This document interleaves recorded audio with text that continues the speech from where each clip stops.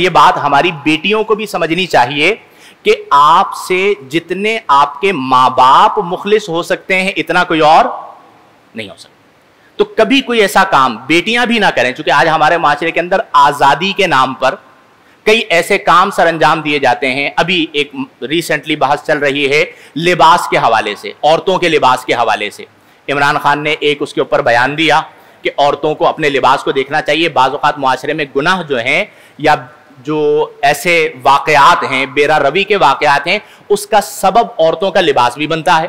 اس کے فوراً بعد لبرلز کھڑے ہو گئے کہ یہ کیا بات ہوئی کہ آپ عورتوں کو لباس کے حوالے سے جو ہے وہ محدود کریں گے. تو عورتوں کو لباس کے حوالے سے اسلام نے محدود فرمایا. کس نے محدود فرمایا؟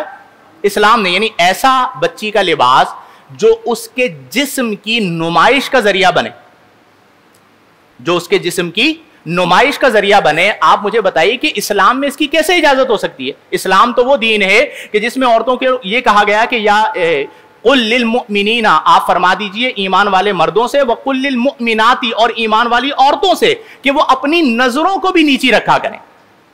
کس کو نیچی رکھا کریں؟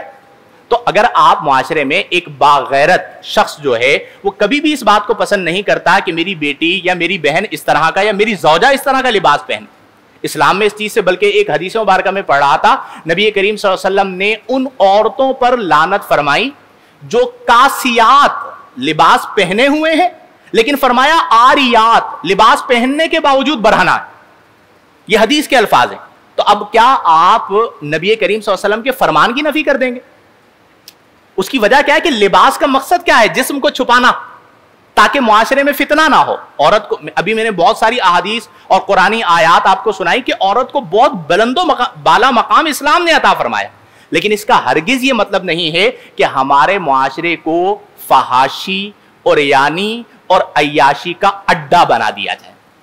ٹھیک ہے, اور میں آج بھی یہ بات برملا کہہ رہا ہوں کہ ملک پاکستان کی اکثریت, کیا چیز بولے ذرا اونچی آواز سے, اقلیت نہیں, ملک پاکستان کی اکثریت ان لوگوں کی ہے جو اپنے بچوں اور بچیوں کے حوالے سے اسلامی لباس کا خیال رکھتے ہیں.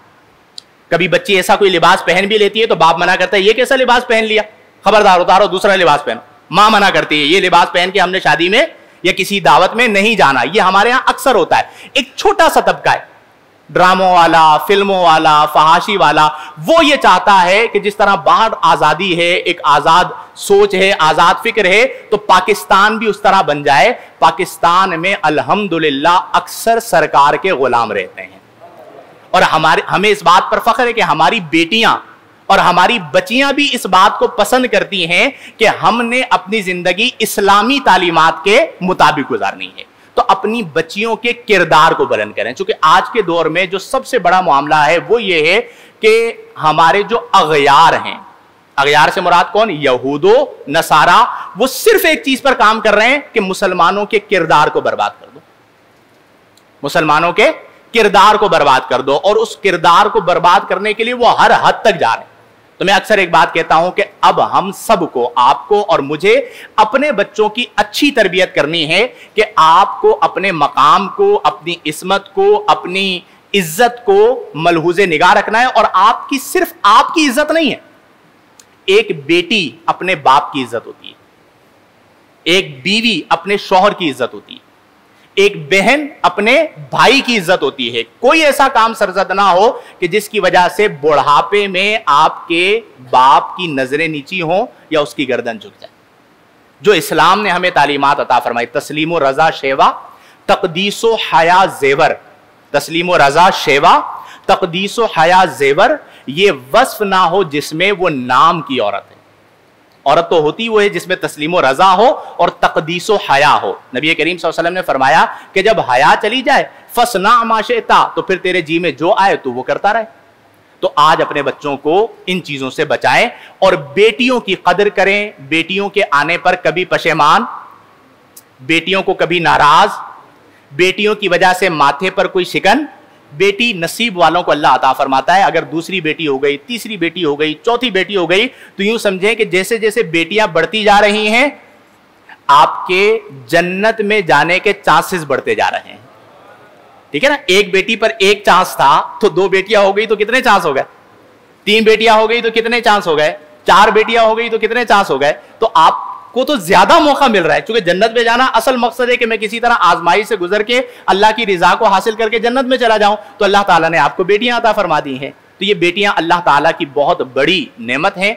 मैं अल्लाह के हुजूर दुआ करता हूं कि अल्लाह तबारक व तआला हमें बेटियों की कद्र करने की तौफीक अता फरमाए, उनके हुकूक अदा करने की तौफीक अता फरमाए, बेटियों की अच्छी तरबियत और परवरिश करने की तौफीक अता फरमाए, कुरान और सुन्नत, शरीअत और सुन्नत और अहकाम शरीअत और तरीक़त के मुताबिक ज़िंदगियाँ बसर करने की तौफीक अता फरमाए। व आखिर दावाना अनिल हम्दुलिल्लाहि रब्बिल आलमीन।